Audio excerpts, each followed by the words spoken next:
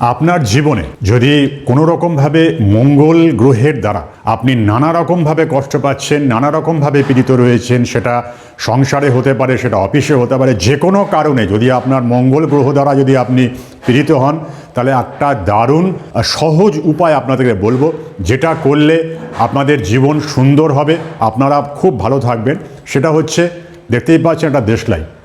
এই দেশলাই আপনারা দোকান থেকে কিনবেন, কিনে এটা কোনো হনুমান মন্দিরে কেউ যেন দেখতে না পায়, কেউ যেন বুঝতে না পারে, গিয়ে আপনি এটা দান করে দেবেন। এটা যদি দান করে দেন, তাহলে আপনাদের জীবন থেকে মঙ্গল গ্রহের প্রভাবে যে কষ্টগুলো আপনারা পাচ্ছেন সেটা চিরতরে ভালো হয়ে যাবে এবং আপনাদের জীবনটাই বদলে যাবে।